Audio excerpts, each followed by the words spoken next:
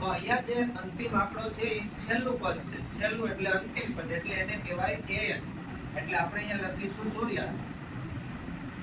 a બરાબર કેટલા છે? પ્રથમ પદ 7.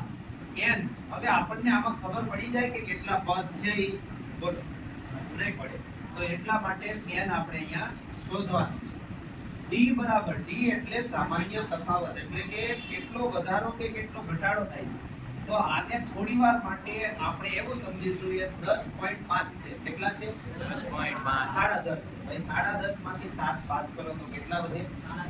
3.5. એટલે આપણે એને આ રીતે લખી શકીએ. આ છે સામાન્ય તફાવત અને Sn આપણે શોધવાનું છે. તો આ એક દાખલો એવો છે જે બોર્ડની પરીક્ષામાં બહુ પૂછાતો રહેતો હોય છે. અને આની અંદર an નું સૂત્ર પહેલા લગાડવાનું છે. ભલે કીધું અહીંયા સરવાળો શોધો, પણ લગાડવાનું કયું સૂત્ર? an. પહેલા an નું સૂત્ર લગાવવાનું છે આપણે.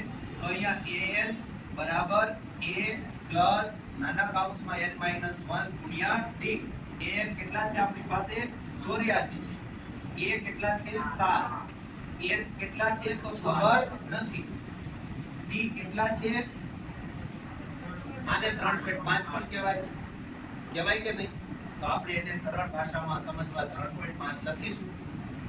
84 માંથી જો આ બાદ કરી દેવું હોય તો બાદ થઈ જાય.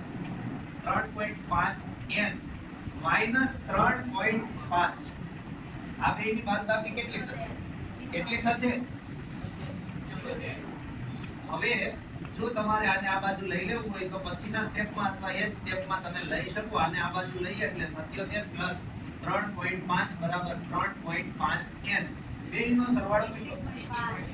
80.5 બરાબર 3.5 n. હવે તમે જાણો છો કે આ 3.5 ની સાથે n ગુણાયેલો છે. તો 3.5 ને આપણે લઈ લેશું છેદમાં બરાબર n.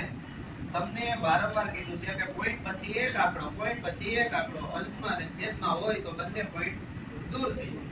તો n બરાબર 805 ના છેદમાં 3 35. તો 35 ને 35 વડે આપણે ભાગાકાર કરીએ. 805 નો ભાગાકાર 35. કેટલા? 23. Very good. ભાગાકારે રેડી રાખેલો 23. તો આ શું મળ્યું આપણને ખબર? n મળ્યો. હવે આપણે શું શોધવાનું? Sn. પણ Sn માં મેં તમને બે સૂત્ર લખાવેલા છે. એક સૂત્ર અહીંયા છે. આ સૂત્રને બદલે આપણે એક સરસ મજાનું બીજું સૂત્ર લગાડીશું. ધ્યાનથી જુઓ. આ સૂત્ર તમે Sn બરાબર n ના છેદમાં 2 કૌંસમાં a પ્લસ an. આ છે આ સરળ સૂત્ર. ક્યારે લગાડવું? જ્યારે n ખબર પડી જાય અથવા n ખબર પડી જાય, a ખબર હોય આપણને ત્યારે લગાડવાનું. તો Sn એટલે Sn ની જગ્યાએ આપણે મૂકીશું 23.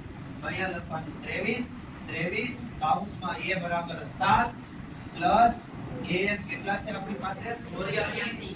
તો અહીંયા 84 લખી નાખ્યા, અહીંયા છેદમાં 2 લખી નાખ્યા, અહીંયા 23 લખી નાખ્યા. બે સરવાળો કેટલો થાય? 91/2. હવે આ બંનેનો ગુણાકાર કરીને ભાગ્યા કરો એટલે પોઈન્ટમાં જવાબ આવશે. તો ભાઈ